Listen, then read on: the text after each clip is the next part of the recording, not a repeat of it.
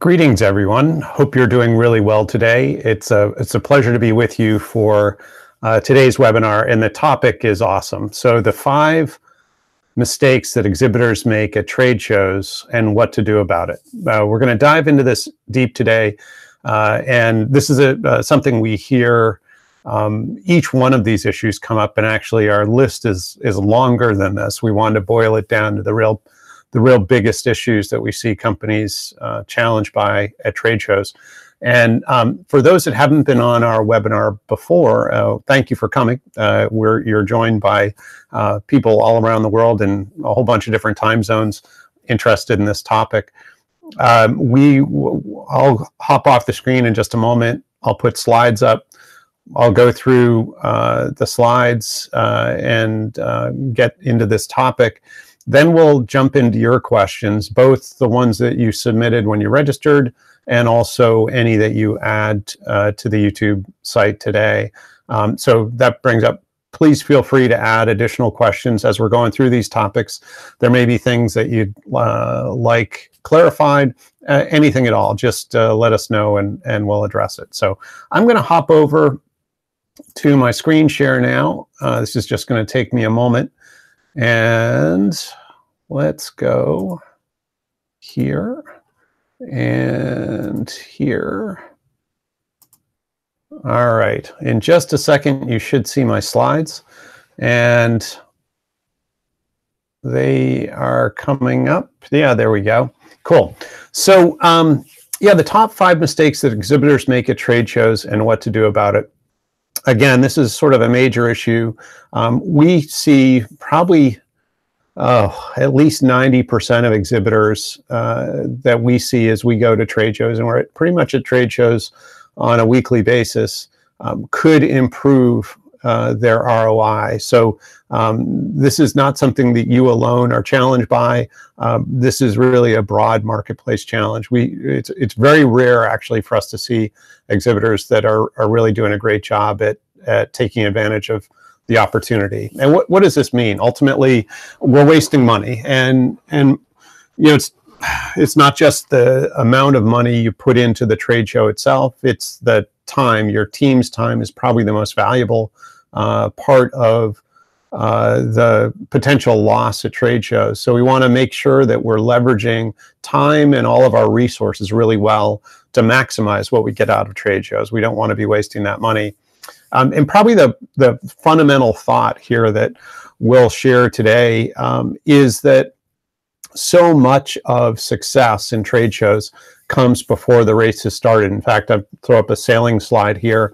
That's one of my sports. It's something I grew up doing and competing at a pretty good level. And probably the most famous sailor in the world, a guy named Paul Elvström from Denmark, said 90% of winning for him when he won, and he won 4 gold medals over 4 different Olympics.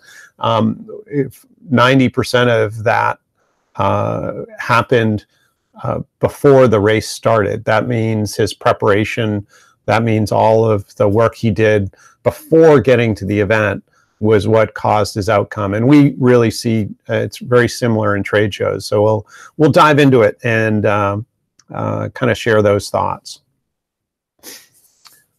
So here are the questions that were submitted by you all. And again, thank you. We'll hop into these at the end and certainly encourage you to feel free to share additional questions as we go through the agenda. So, so very simple. We're going to hop into a little bit of background. Then we'll talk through the top 5 challenges. And in each case, we'll follow that by talking about solutions. And then again, we'll get into your questions. So a little bit about me. My name is Bill Kenny, and I'm the founder and client advocate at Meet. And I've been in this business of in-person B2B sales and marketing for about 30 years. And we've started the company Meet about 5, almost 6 years ago now. And we help international business-to-business growth companies enter the US and scale quickly through trade shows and in-person events. That happens through sort of 4 pillars: We develop strategy, we provide staffing, we help get speaking opportunities for the executives, and then we do a whole bunch of things to support sales. And certainly glad to talk offline with anyone that's interested in more information. So let's talk about why trade shows. And this is actually, we get this question a lot. People are questioning whether trade shows are still relevant, you know, with the advent of social media and all sorts of other forms of media. The question does come up about the relevancy of trade shows. So here's our thought, and this is what we see. Again, this is all about done well. We see trade shows as supremely relevant, particularly in B2B. So, and here's the idea. Most marketing dollars are spent with the hope of someday getting face-to-face with a target prospect. Trade shows get us face-to-face immediately, and so it becomes a very efficient way to this objective. But you'll see as we get into the challenges, people get sort of lost in the process and don't necessarily fully leverage the opportunity. So if done well, trade shows are absolutely fantastic. And one of the things, particularly for market entry, that trade shows provide are an easy way to test hypotheses. And so, you know, we often think of the big trade shows. We can go to much smaller trade shows and test a variety of hypotheses that actually end up evolving all of our marketing, which becomes exceptionally powerful. So the purpose of an individual trade show, and I kind of want to make a few definitions as we start here so that we have a common framework for what we're going to talk about. So an individual trade show, the purpose as we see it is to identify and connect with volumes of quality prospects.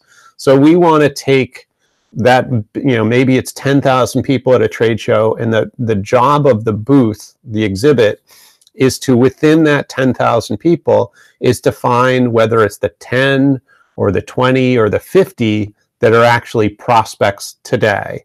And we want to separate those out, identify them, and enroll them in a lead nurturing process, or wherever they go in our marketing funnel from there. So in order to fairly frame this, we need to talk about the word prospect, because we find companies often are challenged to identify their prospects. And what I mean by that is quite often they're just far too broad in terms of what they see as a prospect. So I'm going to make it really simple. I'm going to give you 3 words that I think will help you make sure that you stay straight and narrow when it comes to identifying and articulating who your prospect is. So in order to be a prospect, someone needs to have all 3 of these qualities. They need to have a need. They need to have money or the resource to satisfy that need. And they need to have urgency, or it's maybe easier to remember this by saying need money now. But each, you know, you can easily see if they don't have money, they're not a prospect because they can't pay you. If they don't have a need, well, what's the point? And then if they're not urgent, they're never going to make a decision. And we actually even think, if it's not, maybe an even easier way to think of this is it really needs maybe the litmus test for if someone's a prospect or not is what you solve on the top 3 list of problems that they feel they have. If it's not on their top 3 list, chances are you're never going to get a decision until it is.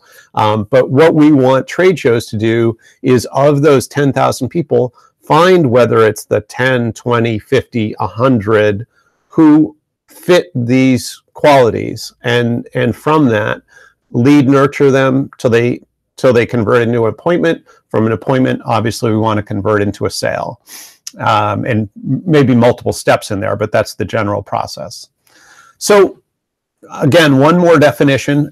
So an annual trade show strategy. So we talked about individual trade shows. What do we want from those?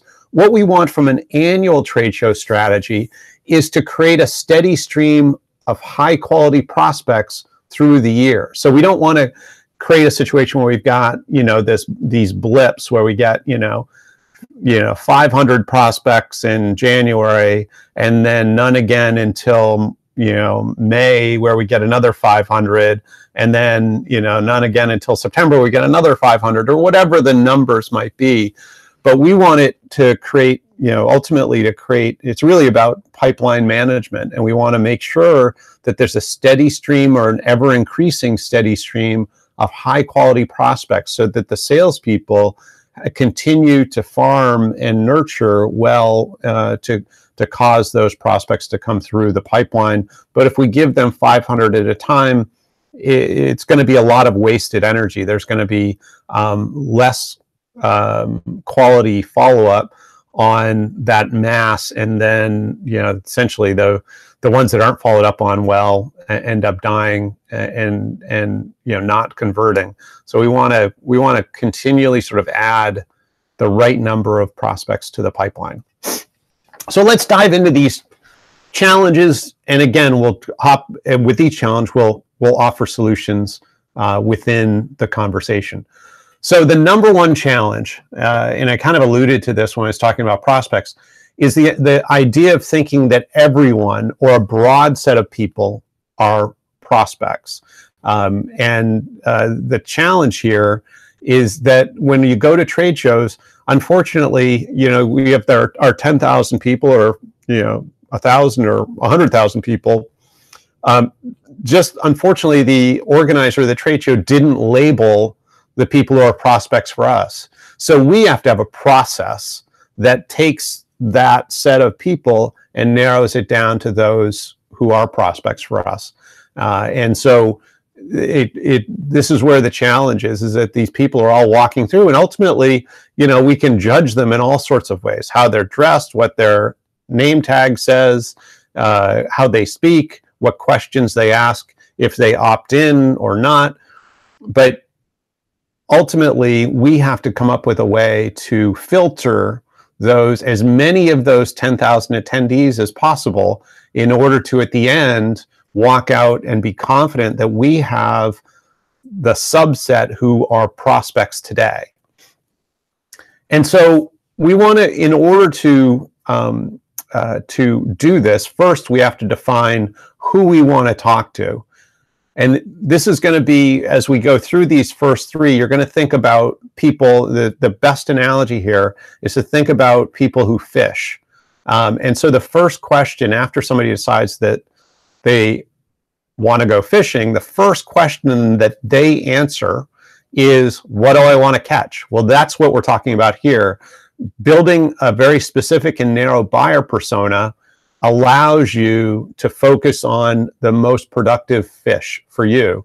And so, for example, let's say that I said, I want to catch a striped bass. Well, there are 20,000 species of fish plus umpteen more subspecies of fish.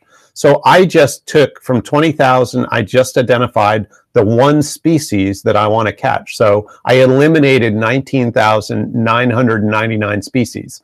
So that's what we mean by getting focused, is we need to really articulate, both for ourselves and our team, who we're aiming at, and then we'll build a process to identify those people and engage and enroll them. So challenge number 2 is trade shows often are not identified and selected that align with the buyer persona that you want to enroll.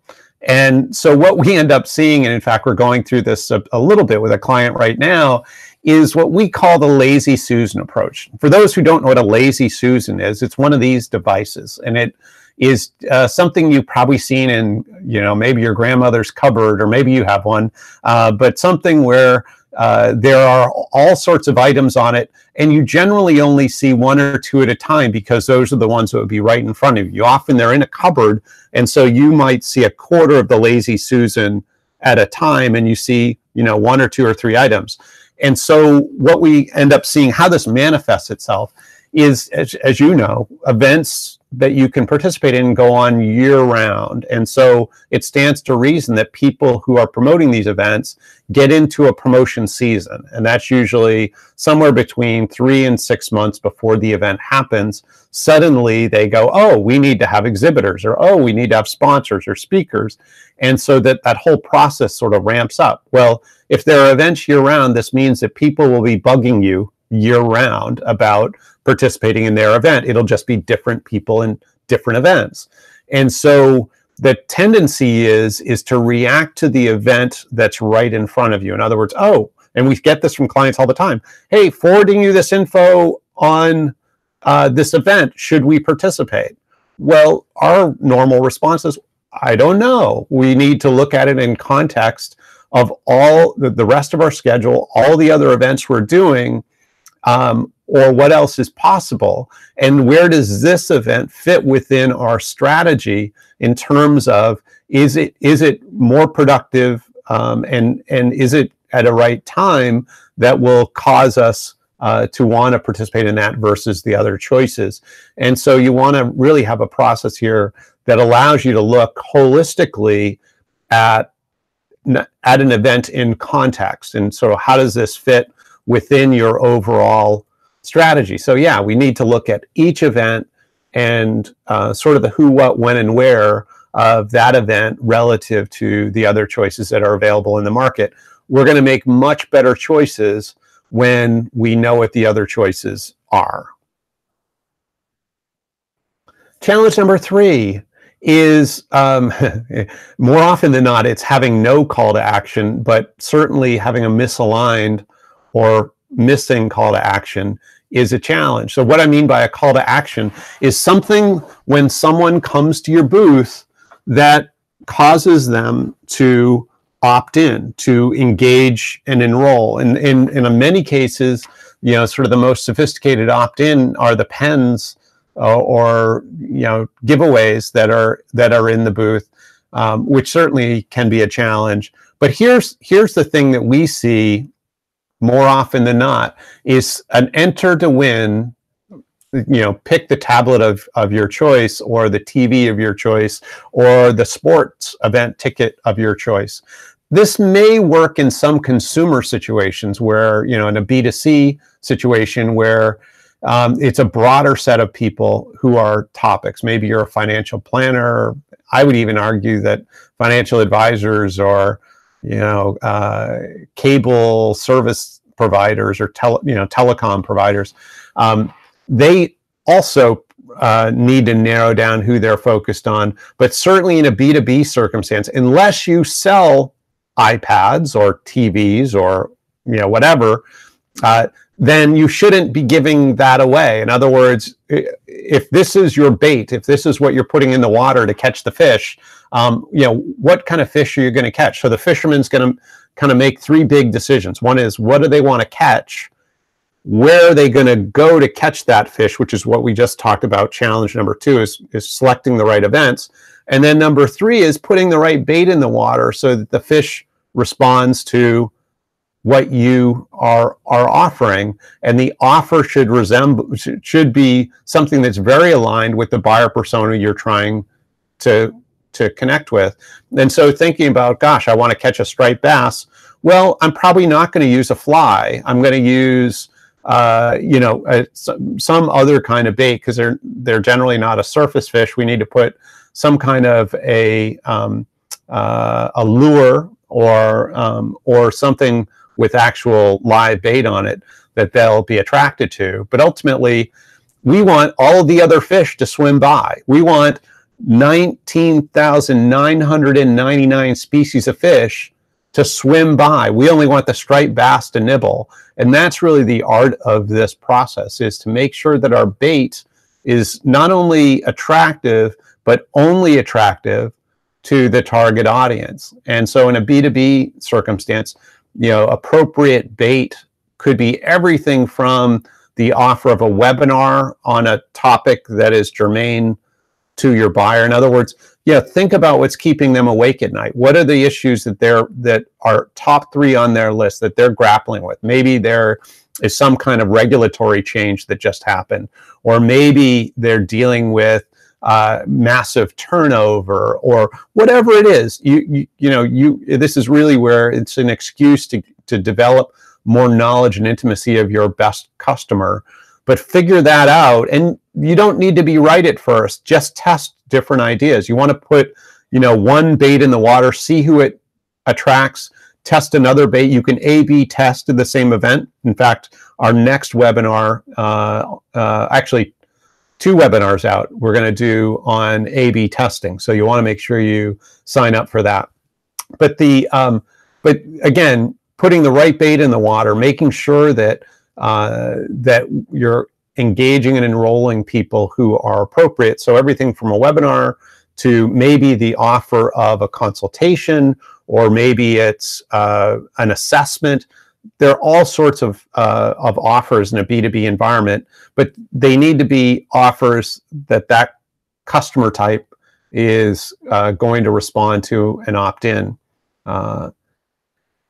And actually, I'm just going to back up for 1 second. The reason you want them to opt in, so the normal thing that happens in a booth is that you put 1 or 2 people in the aisle and you sort of pull people into your booth. And so what that attracts quite often, probably 60 to 90% of the time, that's attracting non-prospects, right? We just want to have conversations. We have 2 people in the aisle and they're pulling people into the booth to have conversations. Well, the challenge is that those people aren't very well qualified. On the other hand, if you have an offer, for example, if next week we're going to run a webinar and we're promoting that today at this trade show, and that webinar is particularly focused on our buyer persona and it's really relevant to them, then and we've cleaned out our booth so that it's very obvious what this offer is, and maybe we have a handout on it, or maybe we have a tablet that people can easily sign up. Whatever, there are all sorts of techniques here, but ultimately we want it so that people, as they're walking by, just as they'd be walking by a billboard, they go, "Oh, that's something I need," and they divert out of the aisle and opt into our booth. Then they're much better qualified than if we pull people out of the aisle. And so we want to serve up the offer in a way, and we can make the offer as people are walking by, and certainly our booth should very much promote that offer. But the idea being, if people are opting in by nature, by sort of fact of their opt-in, they're already better qualified than they would be otherwise. So let's move on to challenge 4. So challenge 4, and we see this more often than not, particularly in B2B booths, is the idea of having salespeople in the booth. This is a tragic mistake by a lot of organizations, and there are a couple of reasons why. So number 1 is in a 8-hour day, let's just say that the trade show event or the trade fair is 8 hours long, a normal sales conversation is 15 minutes. That means that we can only have, if we are occupied all 8 hours and we don't go to lunch and we don't walk around the trade show floor, we can only have 32 conversations in a day. Now, if there are 10,000 attendees, that's not a very good percentage. That's a real challenge. And it's not even 1%. And so we've got to bring a lot of salespeople if we're going to get through all those people. And ultimately, they're marginal contacts because these aren't people that are well qualified.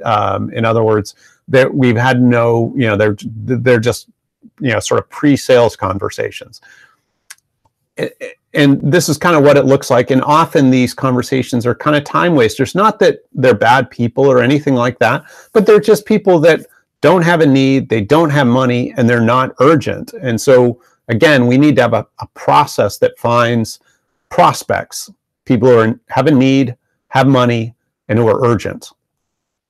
So we want the sales team out of the booth in one-on-one meetings throughout the trade show. They should be getting together with people who are already in the funnel. So those are existing customers who we can get more business from or do more business with and sort of more deeply penetrate the account.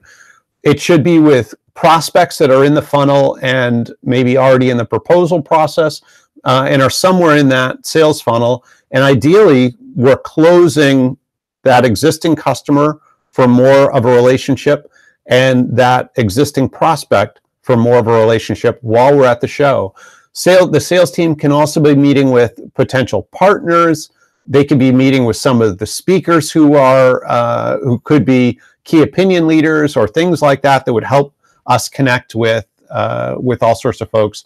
And certainly in any downtime in there, the sales team should be in some of the workshops that prospects would be in to hear the topics that they're interested in, to hear the questions that come up. They need to be current on all of these issues. And so instead in the booth, instead of having salespeople there, we want to have, I'll put it this way, I'll call them transaction professionals. But these are people who can very, very easily engage individuals who are opting into the booth and enroll them into whatever the offer is. So the normal transaction conversation is somewhere between 1 and 2 minutes. If we take that same 8-hour day, that means that we can actually have somewhere 240 plus conversations. Each transaction professional can have that many conversations through the course of the day, which is 7+ times more conversations, which ultimately that will help us get through the number of attendees that we need to in the trade show to make it worthwhile.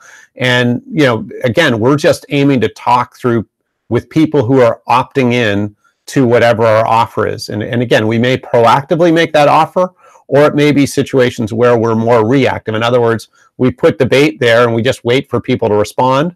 And that might be through our booth display, or we could have 1 or 2 people in the aisle making the offer as folks are coming by. In other words, are you interested? Is this topic of interest to you? Or is this webinar on this topic of interest to you? You can also, an offer might be in booth topic. So in other words, you might have one of your executives speaking at various points through the course of the day, and the offer might be staying for another 10 minutes until that next topic starts. I mean, there are lots of different types of offers that you can make, and sometimes in booth presentations can be really valuable because it shows activity in your booth, and again brings people in who are particularly concerned about a particular topic. And we're really not worried about the number of people that come, because we know that those that come are much better qualified if we've engineered the topics correctly, if we've engineered that bait correctly. We want to have that bait, again, that only our prospect is interested in. We want 19,999 species to swim by. That's just the hardest thing for most of us to get by. And again, if we do opting in, if we do inbound marketing online, it's a lot different. This concept is used every day online. The thing we don't see online is all the people that don't opt in, where at a trade show we do. So it's a little concerning to us as marketers, as salespeople, to see anyone walking by. We have sort of the scarcity mentality. But again, we don't want to catch a flounder. We don't want to catch a catfish. We're only looking for striped bass. And we want to make sure that our bait and that we're okay with those flounder and codfish and catfish swimming by. So challenge number 5, and this, this one is one that it's easy to forget or to not fully leverage, because my goodness, at the end of events, sometimes you're just tired, and you feel good in that you got all these business cards, and you're hopeful that this all means something. But follow-up is really the key, and we want to make sure that who we're following up with is well qualified.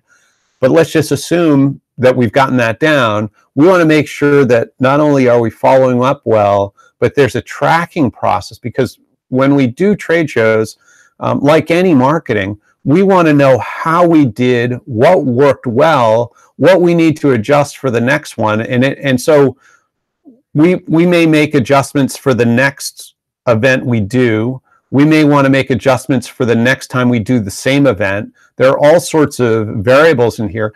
The learning we can get through trade shows, though, can inform the rest of our marketing. If we do some A/B testing, we test one offer in the morning or on Monday, and we test a different offer in the afternoon or Tuesday, and maybe it's a 3-day event. We can test multiple things, but we need to take that learning and not only leverage it across the other events we would do, we need to leverage it across all the rest of marketing and sales communication.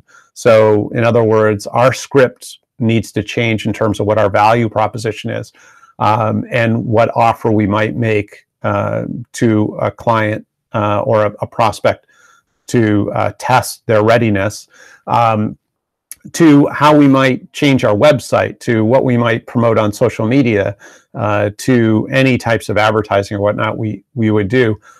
What we learn through events can totally adjust and improve all the rest of our marketing. So as we meet people at events, the thing to recognize is that they're perishable. These contacts will spoil if they're not consumed readily. And so we need to make sure that we have a strategy, and this strategy and the what we're going to send out should be done at least a week before we go to the event, so that when either at night, in the evening, when we come back to where we're staying, that we can get out follow-up, or it happens, the day right after the event. And some of the better folks at doing trade shows actually don't leave the city the day the event ends. They'll stay another day, get all their follow-up done, and then go home once all their follow-up is set. And but ultimately, in the B2B world, it's how many set appointments. That's going to be the measure of success here. So it's obviously quality, and then how many set appointments. And we know once we know that there's a good ratio. Once we have an appointment, we're going to ideally, some percentage of those will give a proposal to, and some percentage of those proposals will get a yes, and some percentage of those yeses will actually get a first order. And so we need to make sure that the first measure we satisfy here is how many of those contacts convert into appointments. And again, that's going to be that ratio of sort of number of contacts to appointments is going to be very informative when we do our next event or the same event next year. In other words, what should we expect if we get 100 contacts or prospects from this event in terms of its conversion to appointments and ultimately to sales? And so we want to make sure that we are not only following up well, but tracking that information well. So once we get a prospect, we obviously we want to understand that the nurturing process is just that. It's a process. So you'll see, and I apologize that this graphic is sort of over this chart, but it's a funnel. We've developed this as a sort of a simple version of a marketing funnel, and it's identifying 3 different areas. One would be the top of the funnel, the middle of the funnel, and the bottom of the funnel. And the point here really is that there are a variety of activities that create awareness of us and our product or service. And there are other activities that take that awareness and begin to build intimacy and ultimately to trust. And it's once we get to a place where there's trust that a prospect feels comfortable enough to agree to an appointment. And the real job of marketing is not just to find prospects, but to take them through this journey of a variety of sort of nurturing activities from that initial awareness to a place where there is enough trust that the prospect says, yes, it's time for an appointment. And so, we kind of look at events as, you might exhibit or sponsor or speak or do a walkthrough, and those might be awareness type activities. And then in order to build intimacy, we might do executive briefings or do hospitalities. We might also do webinars or put out white papers or have an e-news or get warm referrals from trusted advocates that we would immediately be at a much greater level of intimacy, and again, going towards trust. And what we see is sort of once the sales appointment is set, in other words, once the prospect says, yes, let's set an appointment, then we move the prospect from being in the marketing funnel, and then they go, at that point, they should go into the sales funnel. And they may still have some lead nurturing activities, such as an e-newsletter. They may still have access to the webinars, but it's almost like a resume. You sort of look at the resume. The goal of the resume is to create an interview. And once you have the interview, the resume becomes more or less irrelevant. And so a lot of the marketing activities are less relevant once the prospect has agreed to a sales appointment. So the real job here is, how do we get someone, what's the most efficient way to get someone from that sort of initial moment when they say, this is a problem that we envision or that we are challenged by, to a place where they say, let's meet. And some are going to move faster than others. That's just the nature of it. But we want to have a real consistent, efficient process to move people through as quickly and efficiently as possible. So the idea here is we want to master these challenges and to win the race before it starts. So, that's the boat that can come across the starting line and execute all of the various maneuvers and take advantage of the conditions is the one that's going to win the race. And a lot of those things are determined before the race starts, just as event participation. So, as I mentioned, we do have ongoing webinars, and our next one is actually going to be a really cool one. And this one is particularly geared for international growth companies. We've got a great guest with us. Her name is Priscilla Bala. She's from Octopus Ventures, they're a venture capital firm based in the US. Priscilla runs their New York operation and is involved with all of their companies that are in North America, of which there are about 25 or 30 of their portfolio companies now in the US. And so they've written a treatise that is called Question the Question. And it's probably a 75 to 100 page manual, essentially, that helps their portfolio companies assess whether entering the US is the right thing for them. And then once they've made the decision to enter, it gives a lot of great advice in terms of things to do to enter successfully. And they've certainly seen many cases where companies fail and are challenged and fail to such a degree that it can actually jeopardize their core business. And so we're really looking forward to this workshop because we're going to dig into some of those issues and see if we can't really help companies who are looking to enter the US or enter new markets do it much more thoughtfully and much more successfully. So that workshop is going to be on Thursday, March 14th at noon New York time, just the same as this. So here's my contact info. We're going to get to your questions in just a second, but I wanted to make sure if you'd like to talk more about this topic or you'd like to go through a complimentary consultation, we're happy to do a brief assessment of your event participation and offer our thoughts. And certainly just let me know. My WhatsApp and phone number are on the screen, as well as my email address. So just let us know, and you'll see our social media tags down at the bottom as well for Twitter. So let's get to your questions. I'm going to take this off of the screen for the moment and come back and join you. Let's see if we can do that. 1 second here. Let's see, I should be back on the screen for you. So let's go through your questions. And let's see. So, and again, feel free to add more questions. I'm just looking. Yeah, I'm not seeing any additional questions at this point. So I'm going to hop into the ones that were pre-submitted. So what's the best way to determine which trade shows to participate in? So the easiest way and the best way is first, again, think about if you were going fishing. The first thing to figure out is what kind of fish you want to catch. And we don't want to think about, saltwater fish or freshwater fish.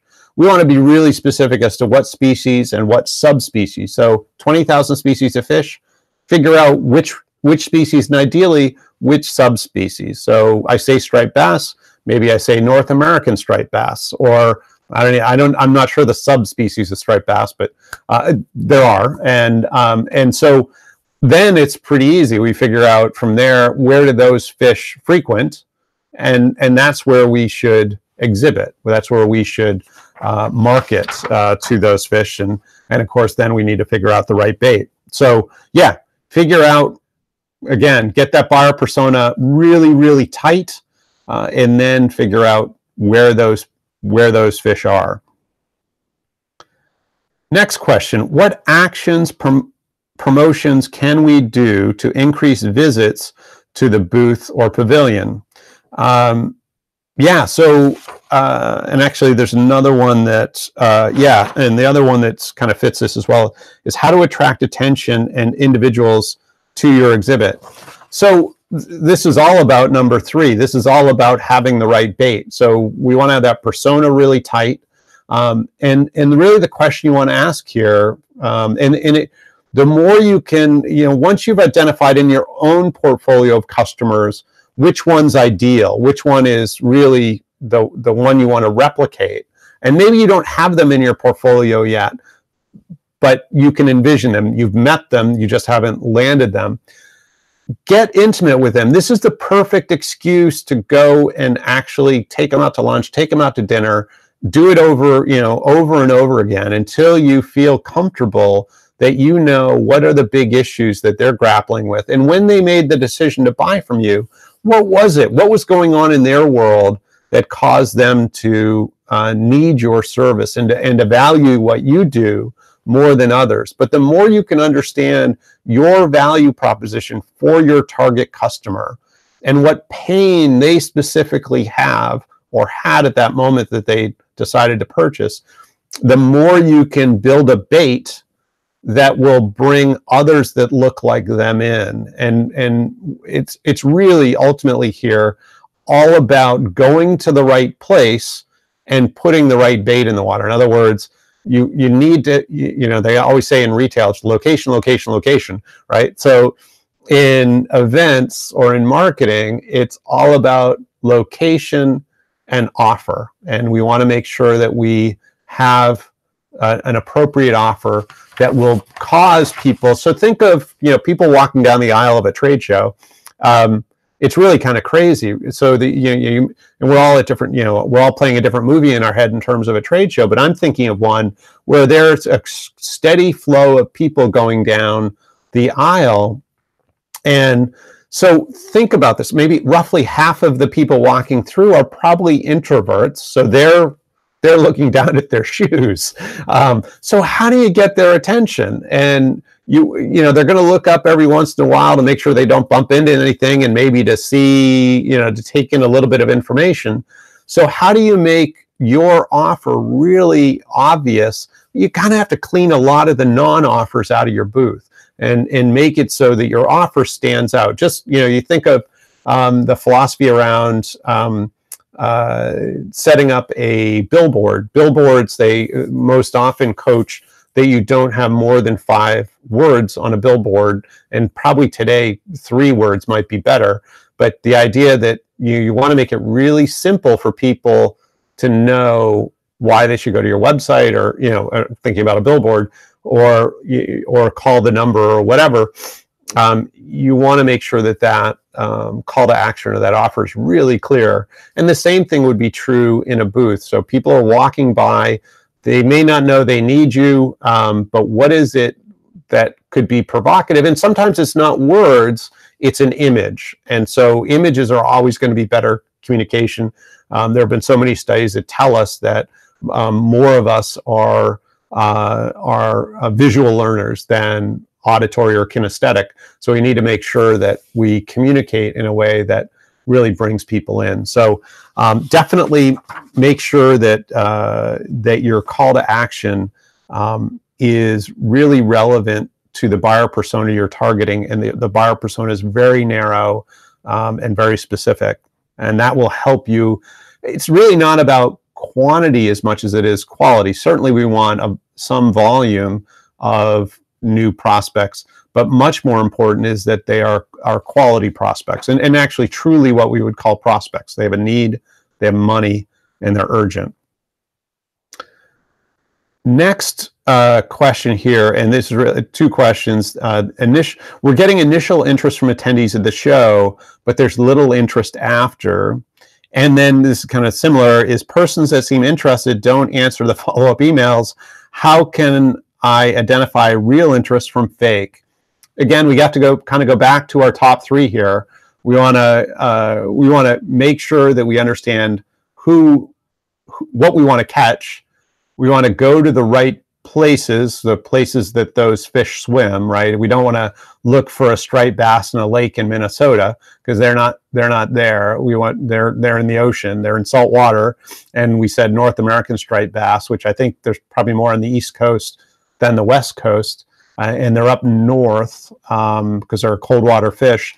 I'm not a day-to-day fisherman, but these are my hypotheses, right? I'm going to go test these, and if I'm wrong, I'll find new places to fish. I'll do a little research as well. But again, you want to have a strong buyer persona. You want to go to the right places, and then you want to put an offer out or put the bait out that only your fish are responding to. The reason people aren't following up is because what you're solving is not in the top three of their list. It doesn't say that the point here isn't that your product isn't sellable, because clearly you're sustaining right now, and I don't know who these questions came from, but the point really is that what you're doing at trade shows, if people aren't responding to your offer, that these are people that at the show sound interested and they're opting in, they're not urgent for the solution. If they were, they would be responding. But on the other hand, we need to follow up a few times. We don't want to give up too early either, because often that can happen as well. So we need to have a diligent follow-up process, but just assuming that's good, then we're probably not finding prospects. We're probably finding suspects. And we want prospects for sure. Follow up after the show. And this is the next question. It's more of a statement, but just to talk a little bit more about that. Yeah, it really needs to be urgent. Again, it could happen the night after you meet people when you come back to wherever you're staying. It could happen the day after the event. We hear quite often people say, "Gosh, I want to give people a couple of days to get home and adjust." I promise you, the longer you wait, the more competition you'll have for people's time. And again, think about yourself. If you were urgent for something, if it was in the top three of your list to solve, and somebody followed up with you right away, boy, you're great. You're going to make me look good. You're going to help me go back to the office and solve this issue. Let's get the dialogue going. So the quicker you follow up, again, if people are urgent and they're good prospects, you want to make sure you follow up quickly and effectively. Let's see. Okay, here we go. What are clever ideas for leave behinds and marketing collateral? Again, the more you have in your booth that distracts people from who you're trying to attract, the less of your fish you're going to attract. So, I think anything that you have there should be relevant to your target buyer. And so, and your target buyer, whatever your offer is, probably is related to one specific product or service that you offer. And so making sure that you sort of de-emphasize anything that's not relevant to that persona and or that offer, and emphasize, and I would even say remove the stuff that's not relevant, but at least de-emphasize, so that you can really have attention focused on who you're aiming at this specific event. And each event may have a unique buyer persona for you, because each event audience quite often is unique to that event. So yeah, just making sure that that anything that you have out there is related. So in terms of clever ideas, alignment is the most clever idea. It all should be aligned. What are good conversation openers? So again, thinking about in the booth itself, because we're talking about exhibiting today, it's really about, let's say, for example, we have maybe a webinar next week or the following week that has been designed specifically for the buyer persona we expect to meet at this particular event. Then I'm simply going to ask, we have a webinar next week on X or Y. Is that something you'd be interested in viewing or signing up for? And the cool thing is, when you do this at an event, when somebody opts in, you can ask why. So, gosh, thank you. We'll get you registered. What is it about this topic that's particularly important? And then if they don't opt in other words, if they say, gosh, no, that's not very interesting for me, you can ask, well, what would you say are in your top 3 things you're trying to solve right now? But you can get a lot more data when it's in person, and these transaction professionals are really good at that. But ultimately, you're going to walk away from this event not only with much better qualified prospects, but much more knowledge about your buyers and non-buyers, or at least non-buyers for this particular offer. So that can also be very instructive. Let's see, this next one, it may take a second here. So there is no structure on the task of exhibiting at the booth. It has been reactive and kind of random. How do you structure a presence? So yeah, I think the exhibiting is all drawn from who you're trying to attract. And so when you talk about taking it from reactive to proactive, the ultimate, besides going beyond what we've talked about today in terms of getting the right buyer persona, making sure you're at the right events, and having a relevant offer, making sure that your team is prepared is really key. So one of the things we've gotten to now at our B2B events is actually something where if we know, I mentioned the various stages of a sale. So we go from the first appointment to at some point a proposal, at some point there's an acceptance of the proposal, and at some point there is a first order. And it's going to vary a little bit by organization, but there are those sort of, generally speaking, those sort of primary steps, and there may be intermediate steps as well. So if you look at the sales organization over the course of a year, you're going to be able to actually predict how many proposals, or let's say how many appointments it takes to get a proposal, how many proposals it takes to get a yes or an agreement, how many agreements it takes to get a first order. So that means that you could then have a ratio of the number of appointments, first appointments, it takes to get a sale. So let's just say, for example, we said it takes 20 first appointments to get a sale, and whatever the ratios are in between that are what they are, but it takes 20 appointments to get a sale.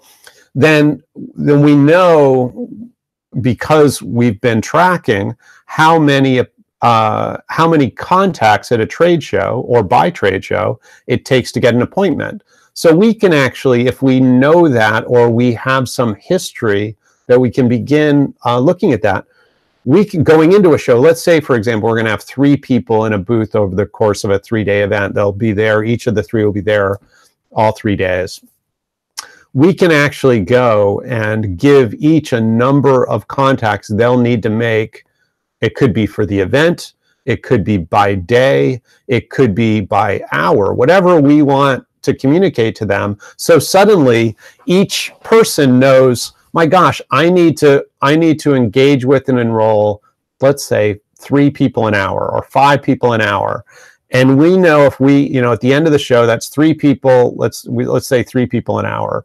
So that's 9 people between the 3 per hour across 8 hours a day, and maybe we say 6 hours because we want to give them some time for breaks and lunch and all that kind of stuff. But we can then take 9 times 6, 54, and then by 3 days, so somewhere around 162, we would have 162 contacts when the show's over if they just simply hit that goal, and we would know what that converts into in terms of sales. So, if you want to know if the event is successful for you, that way of sort of tasking people, and this is sometimes we get the question about, gosh, if you're so focused on numbers, are you really going to maintain quality? Of course, because your offer is only attracting the fish that you're aiming for. So we want to, and again, the measure is really around closed sales. That's ultimately where we want to get to, or appointments created. And people are only going to agree to appointments if the value proposition for them is really strong. So when you talk about a way to make this much more organized and much more proactive, you can very easily get to a number of contacts per person, per hour, or per day that allows the booth process to be much more focused. And you can gamify it. You can do all sorts of things that make it really fun for the people participating. And again, don't take your eye off quality, and you got to maintain that. But that's a really strong way to do it. The next question is deciding how many people we should bring and how to assign them. I think we've talked a bit about that. We want, obviously, you want to get the salespeople out of the booth. Salespeople are very valuable at trade shows, just not in the booth. So we want to preset appointments as much as possible. When they're not in preset appointments, they're in the content, or they're walking around, networking, connecting with everything from prospects to strategic partners, existing clients, and whatnot. But the biggest priority is to have them in one-on-one appointments with people, current customers who could be penetrated further. In other words, additional opportunities created, or existing prospects who already have proposals and whatnot and can be taken to the next level or closed. And then all the strategic partner type opportunities. And then how many people to have in the booth. I think, we've been to shows that are sort of everywhere from a couple hours to 12 hours a day, and, and maybe even more with some of the networking. And so you definitely want to manage the number of people who are in the booth to something that's that both accomplishes what you need to throughout the day in the booth, but also is reasonable in terms of keeping their energy level up, because you're probably most of us can't go for 12 hours uninterrupted at 3 days or 4 days straight in a booth. We need to have some rotation out, and besides, you probably want some of your team to see what else is in the event as well, besides the fact that they logically need breaks. So there's not one right answer. I'm happy to talk to whoever asked this offline and talk about your specific scenario, but it's somewhat managing people's energy level and the expectations that you have for folks. So here's the last question. I'm just checking. I'm not seeing any additional questions online, but if you do have additional questions, you can email them to me as well, and we can certainly chat. The last question here, though, is our sales team moan every time we mention trade shows. How do we get them excited and engaged? So it is actually, we hear this all the time, that salespeople are the biggest anti-sponsors. And certainly as we talk to salespeople, we hear it directly. Salespeople are the biggest anti-sponsors of trade shows. In other words, they're the ones that hate them the most, because quite often the leads that come from marketing from the trade show have no resemblance to a prospect. And so they end up getting maybe a good stack, right? They get a good pile of leads. They got 50 or 100 or 200 business cards, and the marketing people go, great, and that's a total vanity metric. But they hand off these cards and they say, now go sell something, and the salespeople make these phone calls to people who have no sense of need or of urgency for the solution that the salespeople are offering. And so, yeah, it's in the current cycle, it's very understandable why salespeople don't like trade shows. We can correct that immediately by changing the strategy and changing the results that create much, much better leads. And again, it's not so much how many as it is the quality, and that once we get the quality right, ramping up the volume, it gets easier. But first thing we have to do is make sure we're catching the right fish.